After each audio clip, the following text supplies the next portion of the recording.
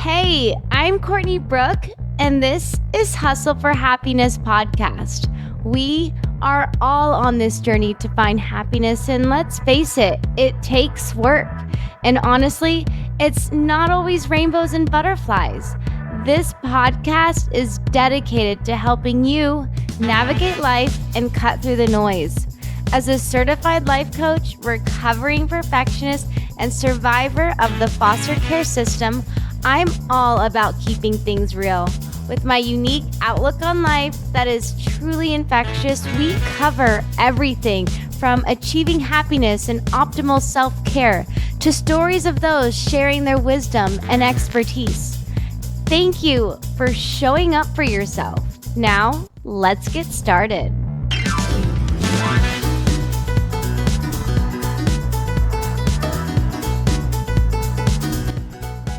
All right. Getting used to this whole podcasting thing. It's definitely been a learning curve, but I'm up for the challenge. All right. This episode is how to find yourself after losing yourself in a relationship. And I just want to preface, it could be even a friendship. It doesn't have to be a breakup. It doesn't have to be like you're in a serious relationship. It could be a relationship with your family, a relationship with a coworker.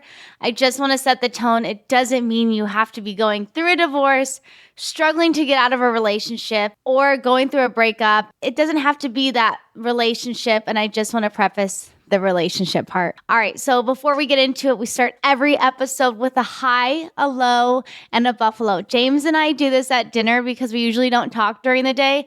And it's a great way for us to connect, talk about our day, and really just sit and be with each other. So high is something good. High explains itself. A low, something low, not so good. This really allows the conversation to highlight on the good and the bad, or the not so good, or something positive and negative. We don't have to label it, but the low. And then the buffalo, just something interesting that we either had a conversation with a random stranger, or something we learned in the day, or something that surprised us. So my high was actually in therapy today. I was talking with my therapist about crying and, looking at movies. James has been gone out of town, and I get on these rolls of these rom-coms, and there's a lot of crying that happens. And I also have grown up with the thought that I don't cry a lot. Do I not process things normally? Is there something wrong with me? And she actually told me that not everyone processes emotions through crying. She says some people process by journaling on paper, with physical activity or exercise, maybe even painting or creating through some form of self-expression. Being mindful, or the practice of mindfulness, like self-meditation or yoga, is actually a way to express. And then she also said listening to music is a great way to process emotions. It's actually one of my personal favorite ways to process emotions. After my 6 a.m. workout class, I am blasting Rascal Flatts or Fleetwood Mac, just something that is just feel good. But then there are some songs that I just am craving to put on, and they're sad lyrics. Like I said, Rascal Flatts, some of those lyrics just touch my soul. And when I sing them at the top of my lungs, I am processing. And I had no idea, I compared myself my whole life that I wasn't a crier and there was something wrong with me. Well, there isn't anything wrong with you. There isn't anything wrong with me. We are all individuals, and we all process and cope with our emotions in just a unique way. And I want to share that with you guys because maybe you're in the same boat. There isn't a right way to process emotions, but most importantly, it's just finding what works for you and to not be afraid, to process, to reach out for support when you need it. And so I wanted to share that with you guys because that was really eye-opening for me. I didn't really realize that crying, I guess I realized the only way to process emotions is through crying, or at least I thought that, right? That was my limiting belief, that to process your emotions, you have to cry. And that is not true. So thank you, therapist. My low today is actually from when I released my last episode. or my first episode of the podcast. I got some messages that were not so supportive and were really hard for me to hear. I just want to touch on that. I shared my adoption story for me, this vulnerability piece I mentioned earlier, that people process their emotions. If I didn't, people also process their emotions through talking it out, getting that support through a therapist. And so that last episode, I got some pretty harsh messages that I messed up on some facts and that they weren't really supporting me. And I started to get down on myself because I'm like, did I mess up? And then I started feeling sorry for myself on, this is why it sucks being adopted, because everyone seems to be telling me what my life was about, but no one seems to know or understand, or, I did it for me. I went down this victim mentality and it was really hard. And then I said, you know what? That's their lens. But I remembered my why. I remembered my why on why I wanted to share my story. And it was to inspire. And, I have the power to define my own story. This is my story. And, this is a huge part for me is why I'm going to therapy, is to process my past as an adult. Like, I was in therapy as a child through all of it, but now that I'm an adult, different things are coming up for me. And she shared with me that this is my lens and that this is to remember my why. And my why to share that story was for me to get it out there, for me to share, and for me to just simply inspire, regardless of what anyone else is going to say, right? And so that was a low, but it was a really good learning moment for me. So I guess I turned it into a high. And then my buffalo. So I was talking to my girlfriend, and this is kind of a weird story, but I feel compelled to share with you guys because I just feel like it's a little weird times. Like with the recession, people are getting desperate for money. And if I don't share this and it happens to someone else, I'd feel guilty. So I'm doing my part. So my friend was at a grocery store and this lady comes up to her, and I wasn't there, but she's telling me this story. And she said, oh, this lady comes up to her and goes, my car broke down. Can you help me? And she was kind of taken back. Like, I want to help her, but it's kind of weird that, am I getting targeted? Whatever. Well, it comes to find out, she responded with, I'm in a rush right now, but we can call the police and they can help you get into your car and help you. And the lady said, no, it's fine. And scurries off kind of fast. And so what went through my mind as she was telling me this story was, I have to share it with you guys because I thought that was a great response. She still wanted to help the girl because she didn't want to assume that, something bad was coming out because, I think we should help people doing our part, but we got to keep ourselves safe. And I thought that was a great message to bring the police into this while still protecting her. And I feel compelled because I actually wouldn't have come up with that answer myself. I would have just said, no, I can't help you. And that doesn't feel good. I thought that was interesting how she framed it to protect herself, but brought in the police. So I just thought that was an interesting story. If you guys get approached, don't forget about your police and bringing them involved. You got to protect yourself and your safety. And of course, that helping piece, I love helping, but sometimes I'm like, how do I keep myself safe and help? Bring in the police. So I just thought that was an interesting story. All right, so let's get into it. Welcome to Hustle for Happiness, you guys. We are on episode 6.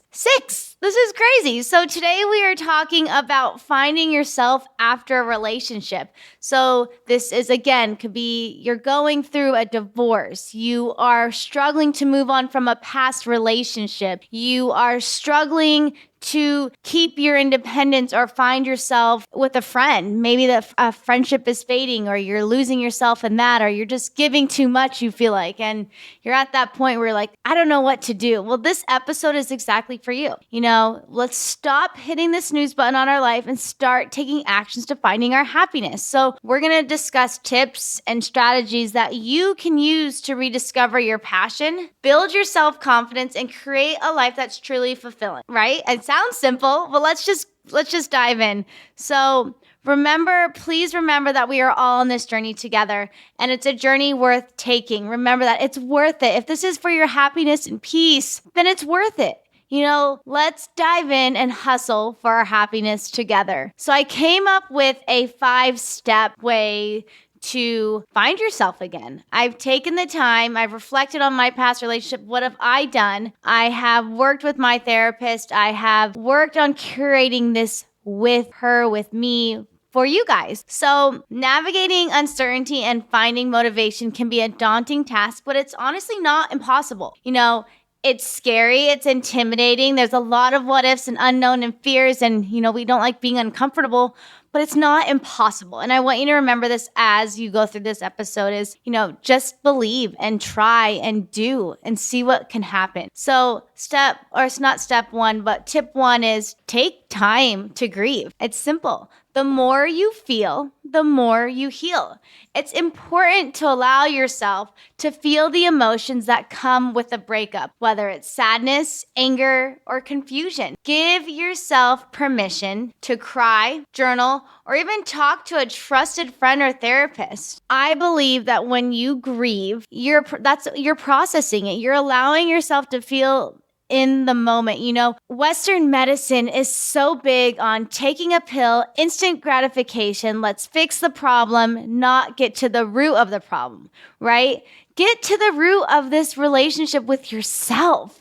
Grieve, feel, hurt, all of it. Like you're going to go through ups and downs. It's literally probably going to be an emotional roller coaster, but don't just rush through. Let's go Eastern medicine and have this holistic approach on grieving, not to rush, but to really feel the feelings that come up during this part of finding yourself. One way that really helps me allow myself to feel and grieve is giving myself an amount of time each day to process my emotions, right? I'm holding space for the feelings and allowing them to just come in. Another example of how to feel, to heal, is just writing a letter to your ex. Now, you don't have to send it by all means, but the act of writing a letter, letting it out, telling him how you feel on paper. And if you don't want to give it to him, that's fine. You can save it. Or what I do is take it to the next step. I burn it. Yeah. Burn it. It's a ritual. You're saying goodbye. You're putting it in the universe I want to heal. And this is part of it. And take it seriously. Like give yourself that moment. Maybe like piggyback off the first example I gave is give yourself a set amount of time each day. Maybe schedule a date, write your journal for one time of day. And then maybe the next day you actually burn it. Like take time to hold space for yourself. But the act of writing a letter to your ex and putting it on paper, it's just amazing how, one, you're letting it out of your body. You're not holding all that emotion or all those thoughts. And then the physical writing is just beyond therapeutic.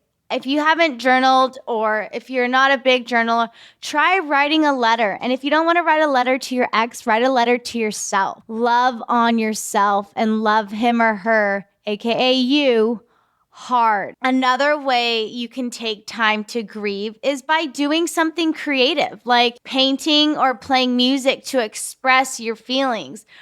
Again, back to the Eastern Western, think of it left brain and right brain. The right brain wants to analyze and feed the ego of he did this, like feeling sorry for yourself, but the left brain, where we process that artistic side, that creative side, is the music piece or painting or drawing. The left brain will guide you and let you feel it out, like feel it out wholeheartedly.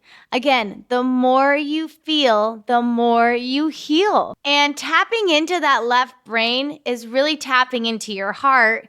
And think of the right brain as a cognitive critical component, right? The right brain wants to try to make sense of all this and try to move on. The left brain, embrace it. Literally embrace your left brain through artistic and creative modalities. Like I said, painting, drawing, listening to music, writing that letter. Be creative with this process of finding yourself and enjoying it along the way. It doesn't have to be so serious. Be kind to yourself, enjoy it. And it's also a great way to just connect with yourself and get to know yourself. I'm a huge believer in feeling things out. Especially growing up, I didn't really process. And now I feel like I'm so sensitive because I'm really learning how to feel. Like my therapist has taught me so much that, I don't have to cry every time. But when I do, it's okay too. So being kind to yourself when you do cry, or when you do have a moment where you're like, I was fine yesterday, but now I'm upset today. good. Feel that upsetness. And I'll talk later on how you can work through those feelings of frustration and anxiety. Keep listening, but allow yourself to feel frustrated. It's a good thing. It's honestly not a bad thing. Number 2, reconnect with yourself. After a breakup, it's super easy to lose your sense of self and feel like you don't know who you are anymore. So really take the time to reconnect with yourself and your passions, like wholeheartedly, like date yourself again, get to know yourself. It's super crucial. Some examples of ways to do this might be trying a new hobby or activity that you've always wanted to do. What did you do when you were younger growing up? What did you do before this relationship that you really loved doing? Or what was that trip you've always wanted to do that you just were never able to go on for some reason? Tap into that and discover yourself and explore. I've said this so many times, but exploring with a childlike mind. Just think about a kid. They ask questions. They're unafraid. They're uninhibited by what people might say. Do that with yourself. Do that with your life. Do that in this second step of reconnecting with yourself. Another great one is making a list of values and priorities in your life. What's important to you? What didn't serve you in your last relationship? What didn't work? What did work? The values and priorities in your life that are important to you, that are going to give you the strength to move on. That reflective piece is super huge in terms of analyzing and learning your past so you can keep moving forward and have that strength to evolve, right? This is life lessons. You want to evolve. We want to get better. We don't need or have to repeat our pasts. And this reflective work really allows us to see our patterns and move forward and not repeat the bad things. And if you think about it, if you reflect, you can also analyze the good things and bring those into your next relationship or bring them to yourself moving forward. Again, be the student to life. Just learn from your past and don't be so hard on yourself. Another great way to reconnect with yourself is being in nature. It's a great way to clear your mind and gain perspective. Not only just the energy of Mother Nature, but physically being with nature, hugging a tree. I know that sounds silly, but try hugging a tree and thinking good thoughts to it and saying, I love you. Looking at when I lived in San Diego, I loved going to the beach and walking on the sand barefoot. That was my favorite thing to do. I miss it, but I've found other ways like grounding. But be barefoot, touch the ground, smell the grass, smell a tree. There is so much to say about being in nature, reducing your cortisol, reducing your anxiety. Make it a point. And I mentioned earlier, schedule that time with yourself. So maybe make it a point to get outside with yourself and write the letter. You can connect all these. You don't have to do one by one. These all are interconnected and you can overlap them and do them all together if you want to. So being in nature is, I try to get outside at least once a day. I feel so much better. So if you're feeling anxious in just general, this is a great practice for you. Number 3, practice self-care.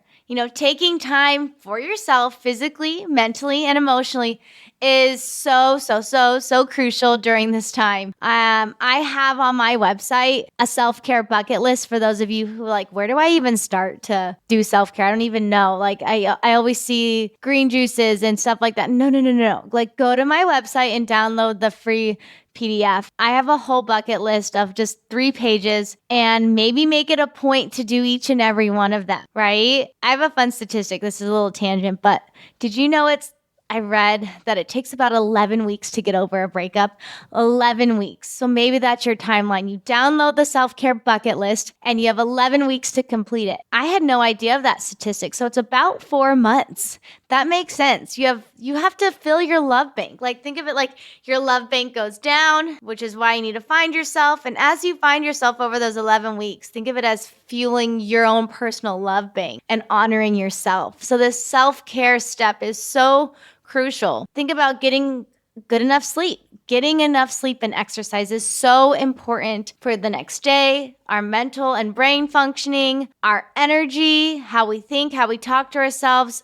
Sleep and exercise go hand in hand. And maybe it's just that simple step is, I don't do enough exercise, or I haven't been able to do enough exercise. You've lost yourself by not giving yourself exercise, and, you're working nights and you don't get enough sleep. So maybe starting with that small, simple step of just sleep and exercise. You don't have to be so ambitious with all these, but go slow. Again, what might work for me might not work for you. So please, again, fine tune these. This is just a starting point for each and every one of you. And honestly, if these hit home for you, please tell me, because that's all I want. I'm just trying, I'm here as a resource, and I want to be here for you guys. Life is already tough, so I'm trying to make it easier. Another way we can practice self-care is eating nutritious foods and drinking plenty of water. It's super critical. Think about it. If you're eating junk food, are you going to get that far? Like, high fats, high calories. Eating nutrient-dense food is going to fuel the jet. Think about that. You're not going to put water in your car. You're going to put the proper gas in your car to go farther.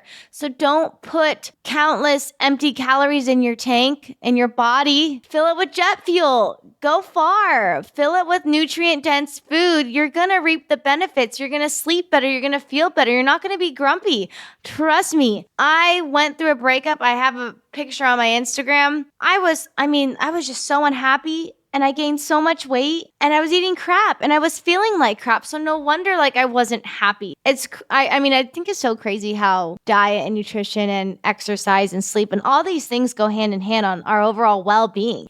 Practicing mindfulness is another way we can do self-care, or meditation, to reduce that stress and anxiety. Taking the time to go slow and just stop for a moment. Meditation is a great way to use breath work and just to be still.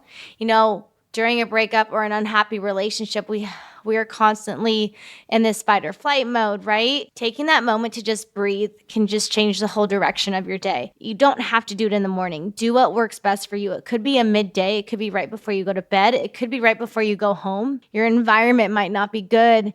And so what you need to do is support yourself in those moments. And what does that look like? Maybe it's meditating in your car or listening to your song in the car super loud, but do it for you. That's most important.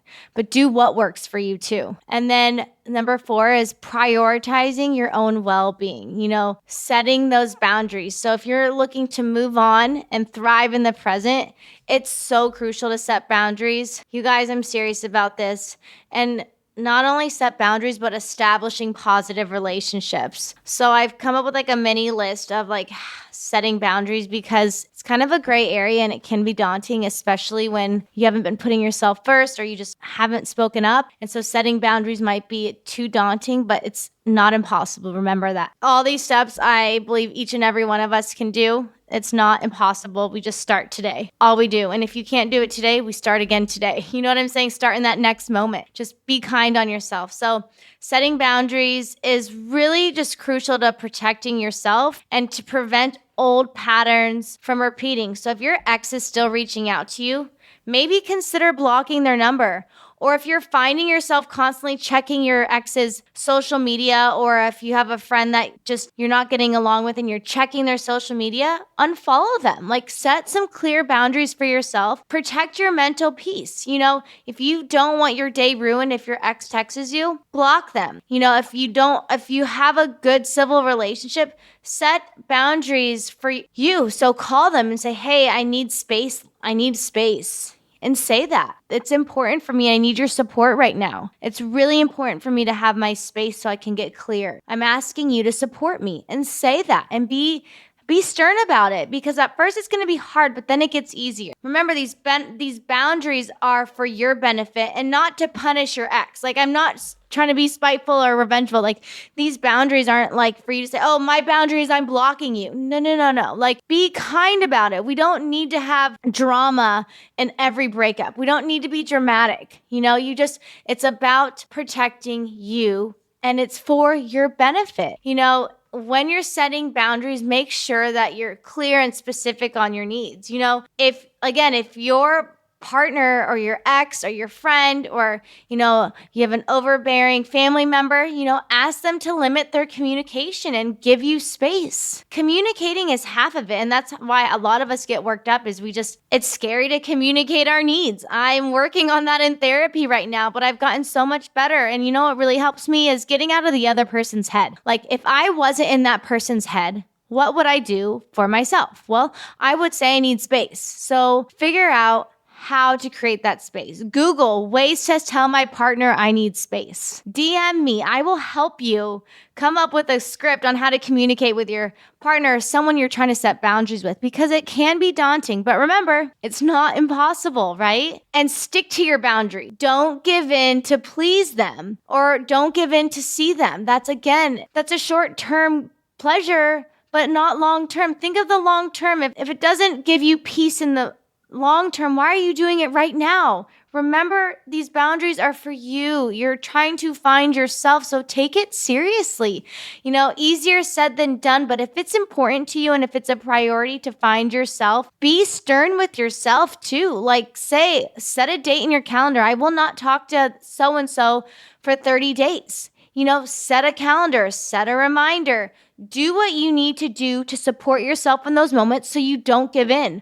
Because again, this is about you and honoring yourself. It's so important. And if this is hard for you, please, I'm here for you. Like I can help in any way or shape or form, but just believe in yourself, right? It's not impossible. It's been done before, so you can do it too. And then to piggyback off of just like not only setting boundaries with your ex or a partner, but it's also evaluating those current relationships, right? So take time to reflect on those relationships in your life that do make you feel loved and supported, that can help you with enforcing these boundaries.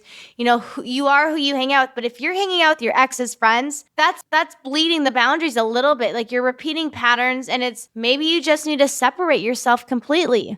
I go to this thought in my head of when I wasn't drinking for a while and learning to I had to set a boundary with alcohol. I wasn't like alcoholic or anything like that, but I was just I loved social drinking and I didn't know how to say no. Well, for me to be strong and stern about my boundaries of not having alcohol, I didn't go to bars. I didn't put myself in social situations where drinking was involved.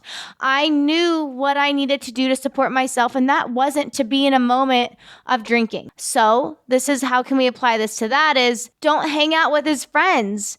Don't repeat old things, like things that remind you of your ex or your partner. That might not be smart. Don't give in to those boundaries. Know what pushes you and stick to them. It's for your own peace. When we're setting these boundaries and surrounding ourselves with positive relationships, it really allows us to create that supportive network that'll think of it like it's going to help us move forward and thrive in the present. These boundaries are fuel for the future, and so is surrounding yourself with positive people. And I put together a handful of journal prompts for you guys to reflect on. So look at the show notes below, because I did 8 journal prompts for you guys to dive deeper into introspection on how to find yourself. Journaling is huge, and they're actually great questions for you to reflect on yourself, your partner. What do you need in the future?